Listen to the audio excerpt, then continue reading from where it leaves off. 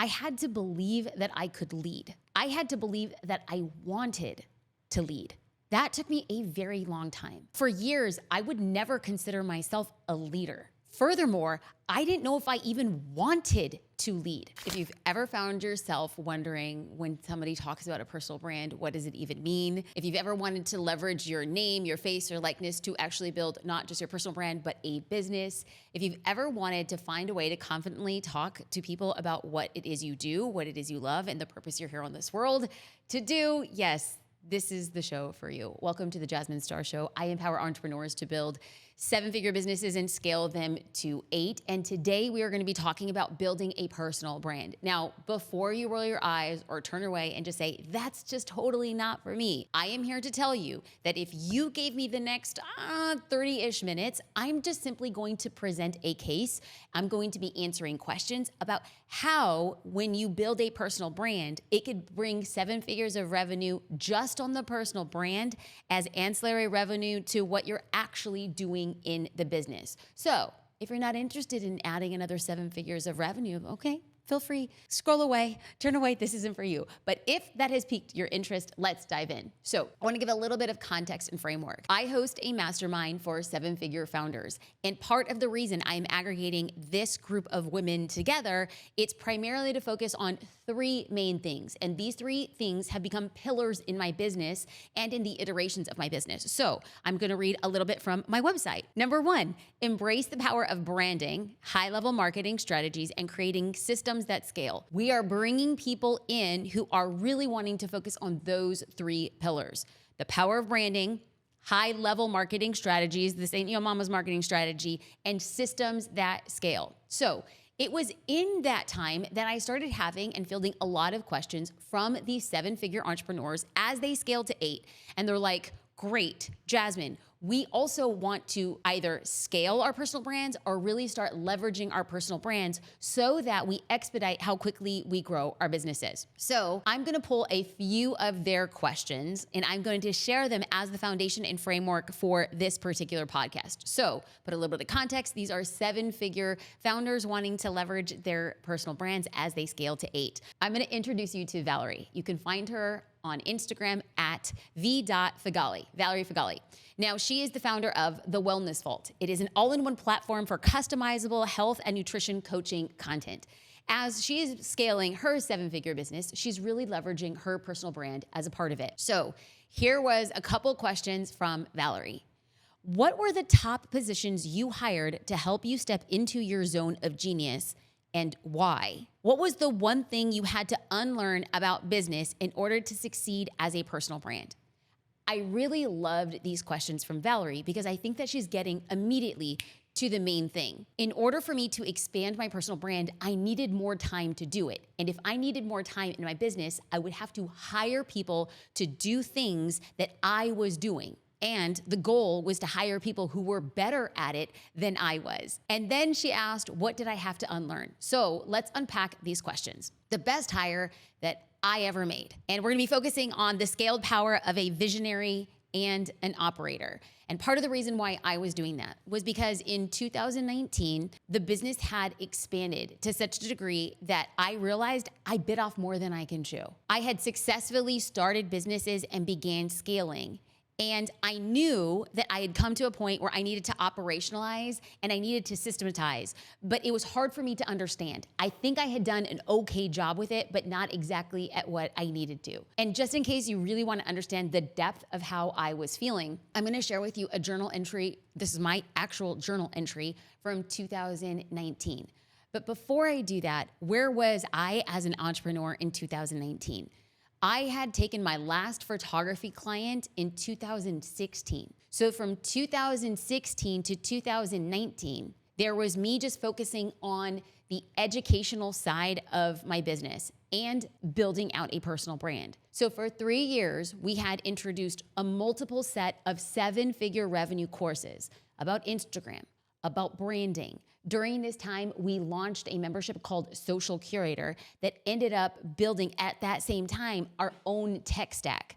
So we had a lot of moving pieces and a lot of divisions to the business with those teams in them.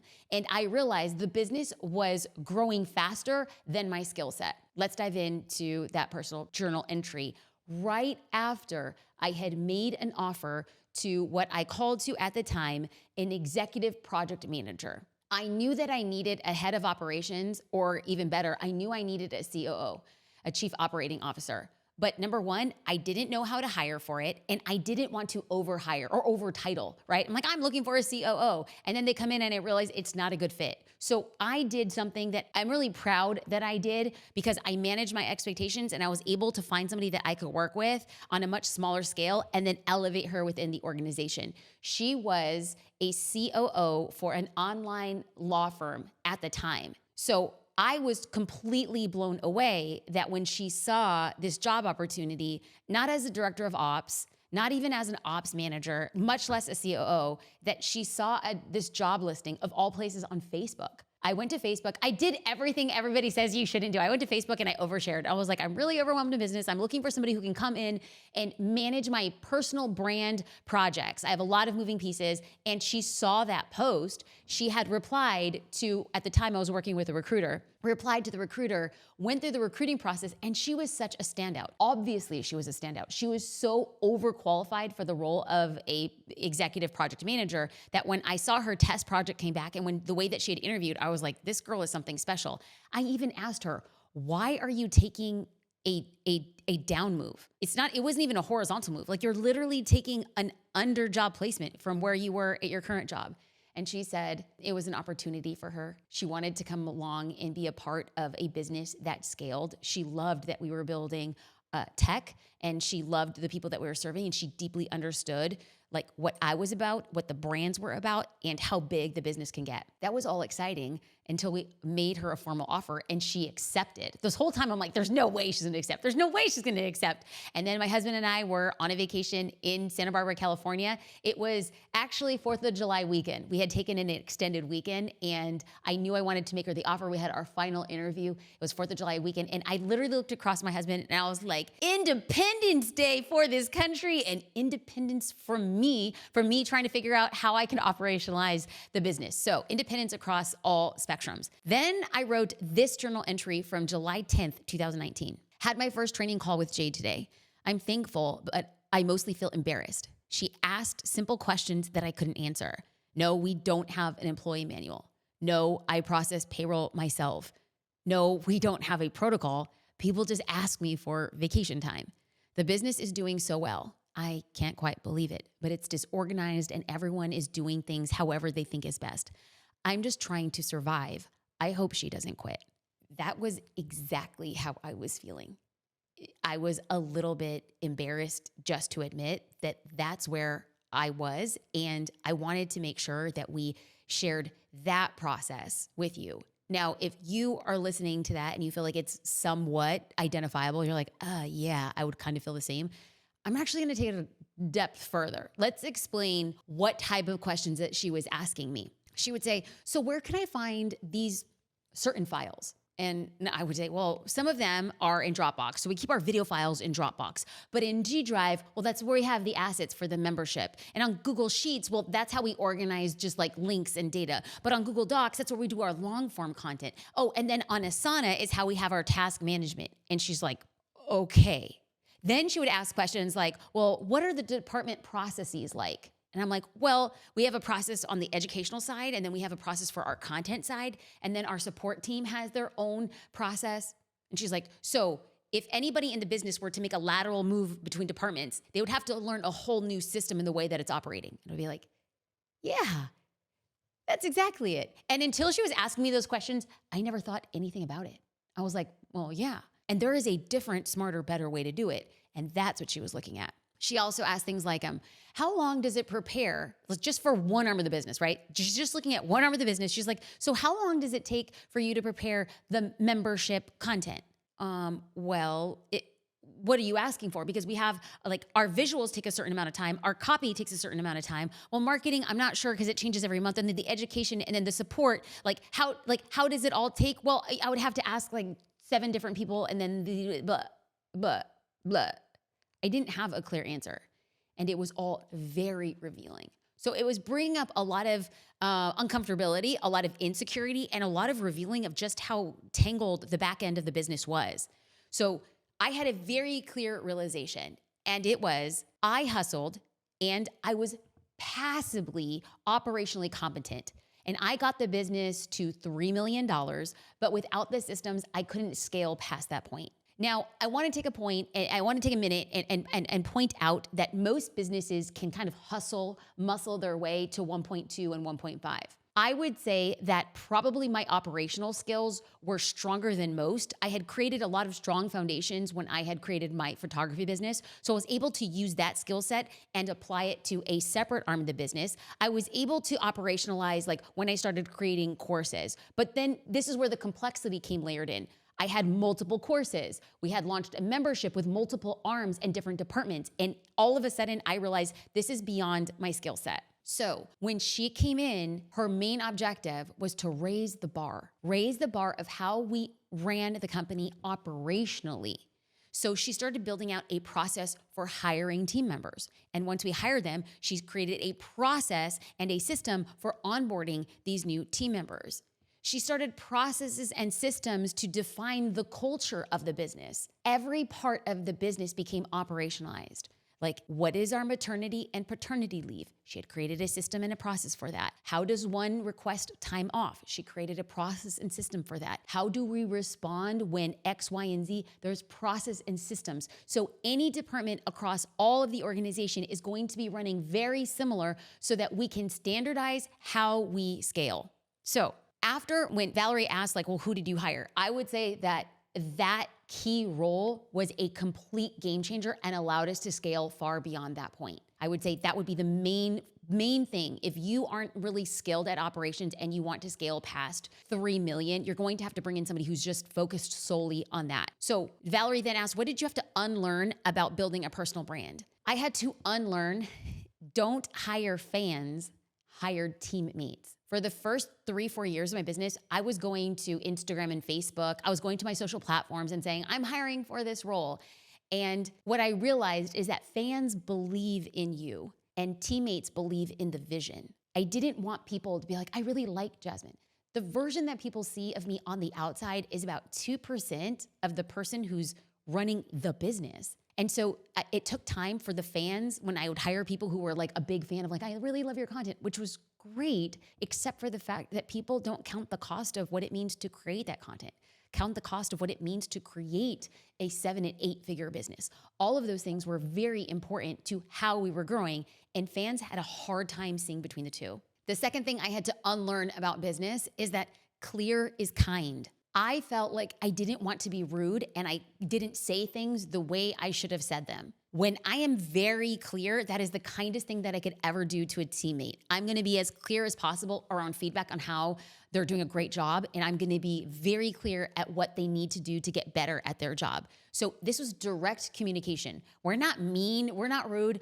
We just say what is that needs to be said. And I spent way too long trying to be like nice or considerate or thoughtful, or I don't want to hurt your feelings, or what are you going to think about me if I say that? I had to unlearn that. And I had to be very clear about feedback and expectations. Hey, this is what we're doing really great, and this is what we need to see. If you want to elevate with this organization, if you want to move from being a 1099 contractor to a W-2, these are the things that we need to see. If you can't exhibit those qualities as a contractor, there's no way we're going to hire you as a W-2. So here are the expectations. Can you hit them? Amazing. Clear is kind. The third thing I had to unlearn about business in order to succeed as a personal brand was it's not me taking care of the team. The business is taking care of the team. If I take care of the business will take care of the team. This was like very difficult because there's a lot of unlearning I had to do. I am the eldest of 5 children in a family, and I'm the eldest of 5 children in a family in an immigrant family. I took inordinate amounts of responsibility for my siblings. I carried that into my business. I felt like I had to be responsible to everybody. And what I realized was that it became very, very exhausting and overwhelming for me because I felt like I was always letting people down. And what I now realize is I am not responsible for the team. The business is responsible for the team. If I take care of the business, if I make decisions for the business, if I make investments for the business, if I cast a vision for the business, if I set up operations for the business, if I do that well, well then dang, the business takes care of the team. And if I don't take care of the business and we have to downsize the team or we have to make strategic cuts or we have to rebudget and allocate differently, that's not me. It was the business. When I pay attention to the business is what takes care of the team, separating those two things. I want to introduce you now to Heidi Easley. You can find her on Instagram at TexasHeartandSoul_. She is the founder of Paint Party Headquarters. She is a member of my mastermind. She came in cohort 1 and 2. Actually, her and Valerie have done both of the cohorts. I'm just so stinking proud of what they're doing in their businesses. Their businesses are freaking incredible and they're insanely profitable. Ladies and gentlemen, they run businesses. So how would you describe Paint Party Headquarters? Well, it's teaching creatives how to make money with paint parties. So let's get into Heidi's question. So Heidi asked, what's your routine for batch creating content? Any tips on how you do your makeup and styles before you create? I know those are weird questions, but the people got to know. Also, what protein do you drink? Is there a lunch break? Is it back to back? The real, the messy. I will tell you, I didn't want to answer this question at all from Heidi. I was like, no, not this one. But she promises me, Jasmine, people actually want to know the nitty gritty. How are you creating content? How much time is it taking? How are you batching? Okay, so let's get into the specifics. I do my own hair and makeup for my social media batching days. I just have found it's just the fastest and the easiest. And I realized that I really wasn't doing my makeup so that it looked nice on camera. So I went to YouTube and I started watching YouTube tutorials. And I've come a long way. I still got a long way to go. But when we're recording for social media, that's just the fastest and the easiest. Second point is I plan every single outfit in advance and I have everything organized. I ordered from Target an online, what do they call like a rack? What's it? A closet rack? Oh yeah, thank you. Okay. Thank you, team, for helping me with that. I ordered a clothing rack. I think it was like $20. I assembled it myself and I keep the clothing rack in my closet. But on my content days, I bring the clothing rack out and I just lay out every single outfit because it just helps me stay organized and I can move very fast. But here again, all of the outfits are planned before the day of the shoot. As far as what protein I drink, I really like OWYN protein drinks. I'm not an affiliate, although, hey, if they'd like to kick me down with some free protein, I will absolutely take it. They have a protein drink that has 32 grams of protein in a single bottle. It's thick, but man, it gets the job done. Also, if you are more of like a mixed powder, I really like Truvani, the chocolate protein powder. Each scoop has about 22 grams of protein. So I'll put 2 scoops of protein. I will also put chia seeds. I'll put hemp seeds. I'll put almond butter. I will put a serving of collagen. And so I have a recipe that is about 72 grams of protein for a protein smoothie. I drink it every single day. I drink it at 11 o'clock. That's kind of my breakfast and my lunch. And I just drink it slowly for like the next 2 hours. It's thick. People ask, does it taste good? Listen. It's 72 grams of protein throughout the day. It probably doesn't taste amazing, but it gets it done. Okay, it gets it done. Let's dive into now some of the logistics. What you're looking at is an SOP, standardized operating procedures. This is the way we always do it. This is the directions for how you get it done. This is so that myself, our marketing team, our marketing director is not micromanaging people. This is how we get it done. We also have instructions, and then we have instructions for repurposing. Now what we're gonna dive into and look at is our schedule. This is a schedule of a real TikTok day, or what we would call a short form, because when we create short form videos on our phone, I'm doing it for Instagram and for TikTok. So you could see we have it down to a minute. Look at that first one. It's 9 to 9:08 a.m., 9:08 to 9:40. Then we have a 10-minute outfit change. And what you'll also see is like the wardrobe. So I get this outline from my team and I'm gonna know, okay, I need 4 outfits, I need 5 outfits. What props am I going to need? Do I need a microphone? Where are we recording this? How long do we suspect each one is going to take us? So we're very organized in maximizing what we're going to be doing that day. Now what you're looking right now is the view of videos for Instagram. So you'll see that we title the video for Instagram. You'll also see that we have a standardized way of we keep all of our short form videos in Dropbox.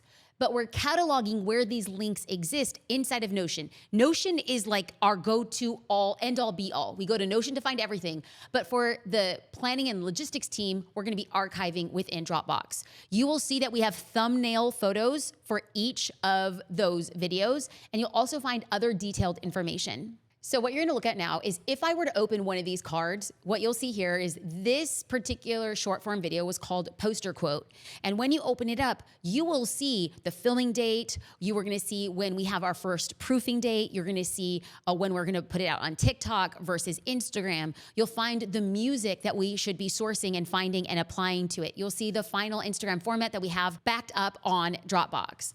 So you'll see how deeply and everything is organized. So our goal is to create at least 13 short form videos in a day when we do them on iPhone.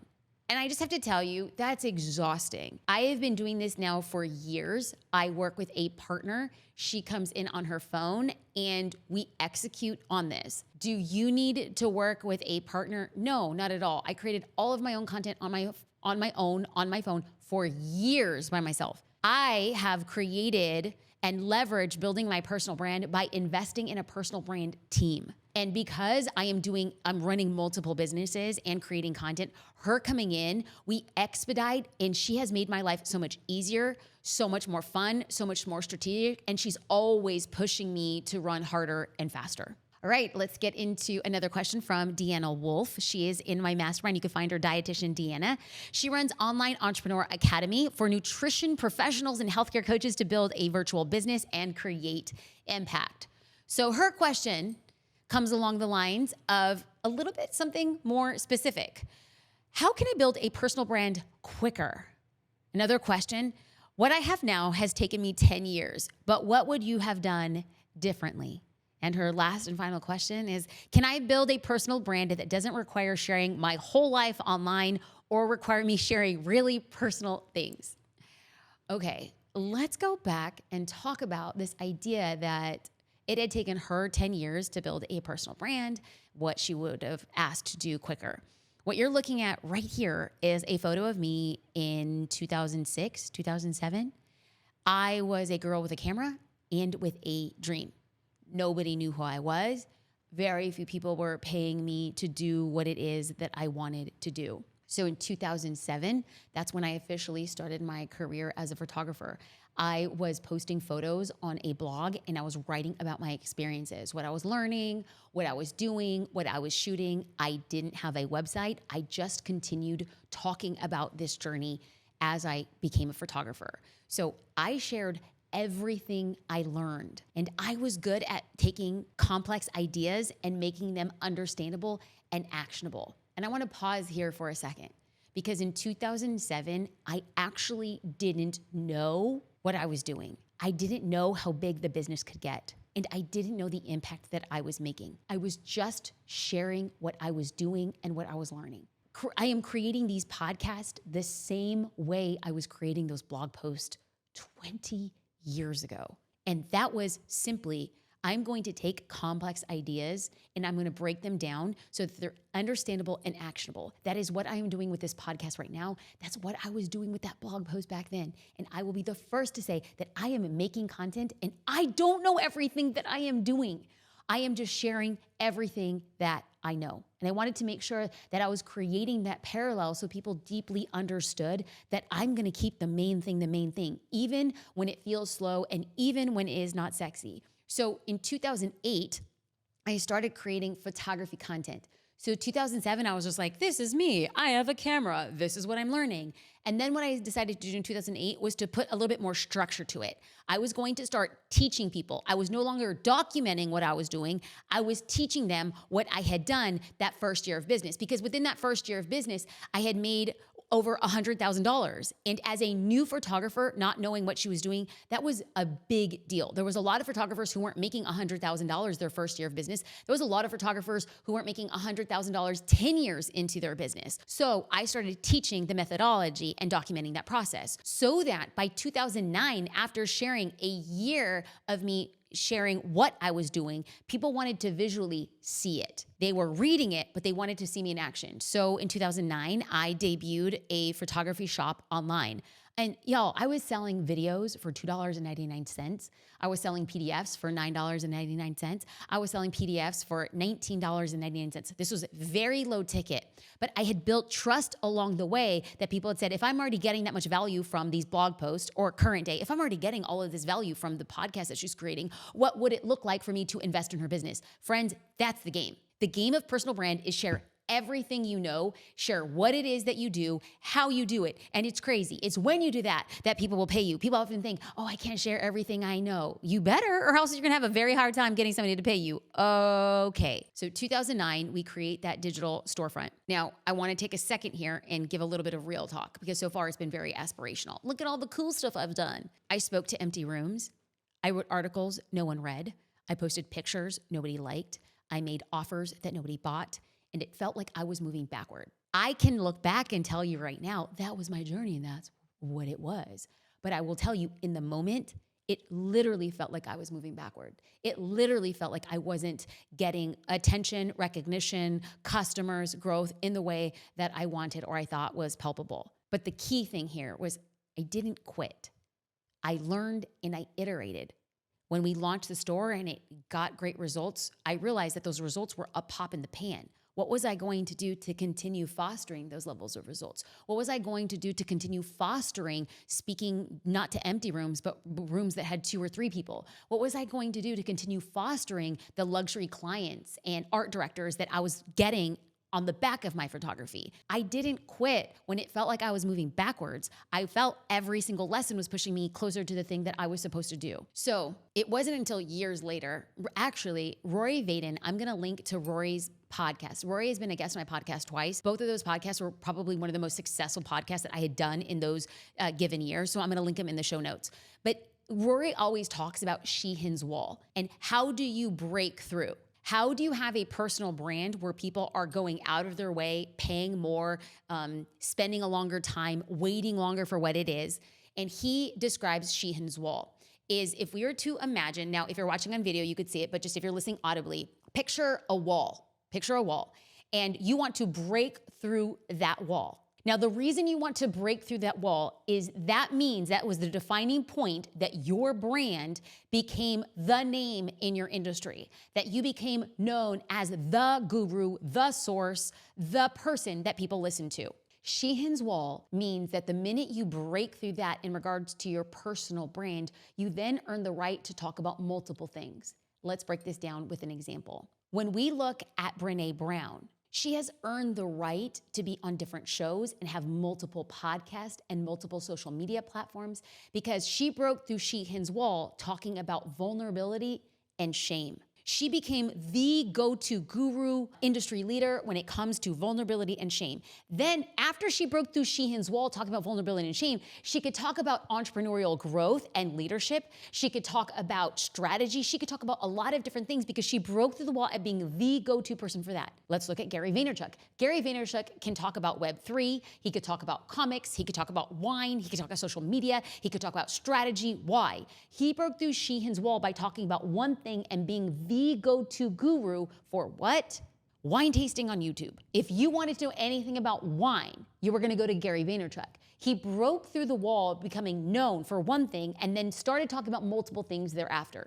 When we talk about your personal brand, people, this is where a lot of people get confused. They look at Gary Vaynerchuk, they look at Dave Ramsey, they look at Brené Brown, they look at Martha Stewart, they look at Rihanna, and they think, well, Rihanna has a makeup line and she sings and she acts and she has all of these other things.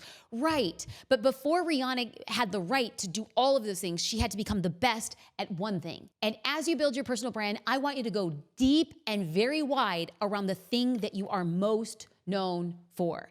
That is breaking through Sheehan's wall. I was able to break through Sheehan's wall by way of my photography career and then add different elements of education. And I've earned the right to talk about different things because every time I iterated, I focused on sharing everything I know, focused on creating content around that, empowering people by making complex ideas actionable and doable. And I did that in different disciplines every single time, focusing deep and wide on a singular audience that over time has expanded my personal brand beyond photography, beyond social media, beyond strategy, beyond content.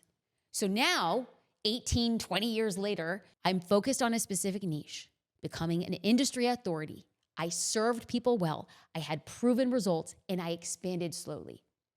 If you would like to build a personal brand, and if you would like to break through Sheehan's wall, then I want you to follow the same thing. Focus on a specific industry, become an industry authority, serve well, get proven results, and then expand slowly. What was happening during this time was that I didn't feel like it was happening fast enough. So if your question, like Deanna's, is how do I go faster?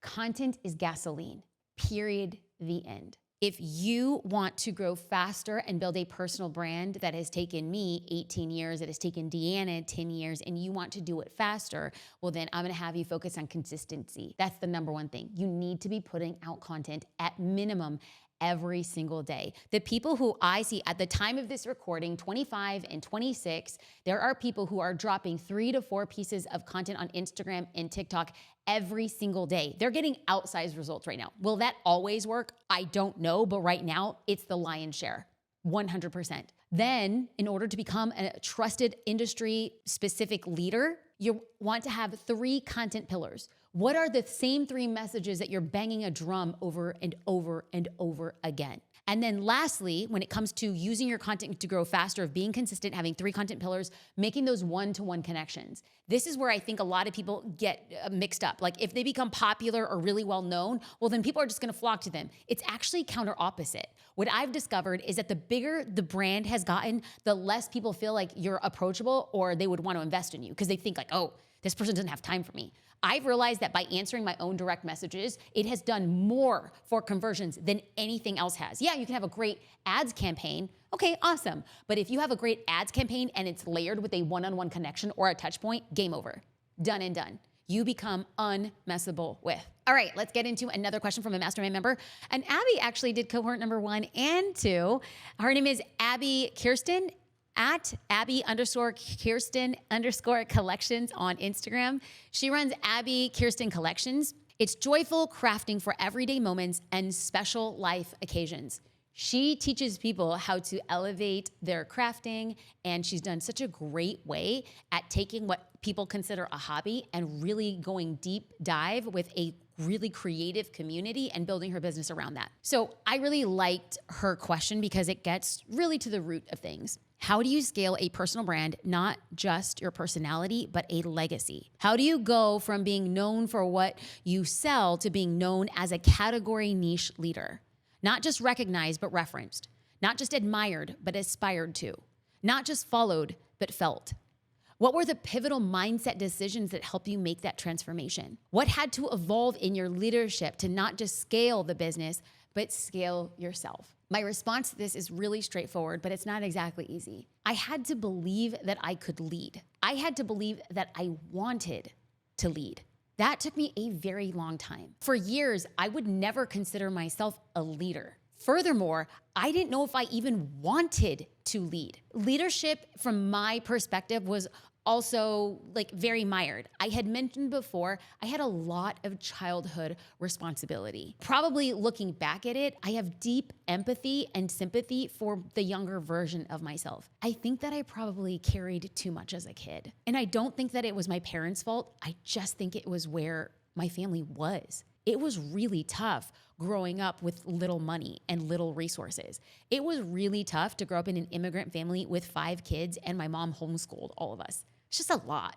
It was a lot for my dad. It was a lot for my mom. We didn't have cars. We didn't have a washing machine. We're taking our clothes in black plastic trash bags to a laundromat like a mile away, washing and folding, and then bringing them all back. It's a lot for a kid. And what I realized was that I was carrying that into my professional life decades later. I looked at like team needs. I looked at team instances where it felt like a deep sense of betrayal. I looked at feeling I was responsible for their needs. And that made it very complex because I just thought, I don't want a big team because then they become needy.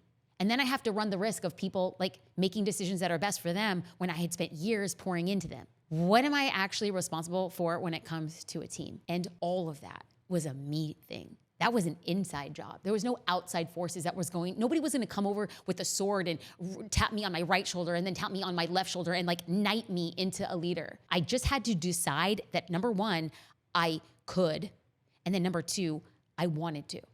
So what was the biggest mindset shift that I had? I pick my team. I pick it. I'm in control. I am in the, dare I say, powerful position to choose who I want to work with. We can't choose our family, but we can choose our team. And I realized that probably for the first half of my career, I was just like, oh, I was hoping that somebody would want to work for me. I just felt so lucky that anybody would want to work for me. And all of a sudden, I felt like I was working with people who I was bestowed to. And the mindset shift was, oh, I get to pick the best of the best. For me, I don't care if nobody else in the world thinks that this team is like grade A gangster ninja level. I don't care. They're grade A gangster level, ninja level for me. I got to determine how I wanted to work. I got to determine who I wanted to work with, and I got to determine what I expect from them. The clearer I got at how I wanted to work, who I wanted to work with, and what I wanted for them, the game changed. I all of a sudden realized I actually want to work with these people. I want to lead these types of people. It wasn't a them thing, it was a me thing. I shifted that mindset, and then I get to set where we're going, and they get to set how we get there. Just yesterday, I had a conversation with my content co-creator, and she and I are taking a trip tomorrow, and she comes to me and she's asking me, what is the angle that you want to take for the vlog? And I was like, okay, so what am I doing here? Where are we going with this vlog? All I have to say is these are like the 3 topics, and then you can kind of like, what do you think is gonna resonate? She's like, great, give me tonight. I'm gonna go through and I'm gonna pick which one I think is best. I'm gonna go through and I'm gonna create the questions. I'm gonna create a structure. I'll run it by you before we get on that trip. Heck yes. Like, take me to church. Thank you. I get to pick you. You get to be good at it, is what it is you do. I get to lead somebody who's self-sufficient and talented. Sign me up for that. Guess what? Those people always exist. Those people always exist. I didn't know how to find them because I didn't know what I was looking for. I didn't know what I wanted. I set the vision, I hire really talented people, and then they take it from there. You want to know what happens with that mindset shift? The team becomes vision multipliers and brand expanders. How do I create a brand that's just not about making Jasmine Star popular? Number one, that's the last freaking thing I want. I don't want to be popular. I don't want to be famous. I want to have impact. I want to change people's lives, not by me, but by instilling a belief in them that they can go out and do the thing that they want to do. Stop living a freaking small life. Stop having your life dictated by fear. My job on this world is to tell you you can freaking do it. I will give you the tools to do it. You have to make that decision. The minute I started bringing people in my life that were not just about Jasmine, but about expanding that vision, you can do what you want. So set out and do it. They became vision multipliers and brand expanders. That to me is brand legacy. That is the very thing that I do on this podcast. This is the very thing that I want for you. If you don't believe me, here's an invitation. DM me at Jasmine Star. I want to have a conversation with you. I want to talk about brand. If you have found this at all helpful, send it to somebody you care about. Send it to them about saying, this is not about just a business. It is about creating impact. This is about creating a 7-figure brand as ancillary revenue to support your 7-figure business as you scale to 8. Let's go. Thank you for watching and listening to The Jasmine Star Show.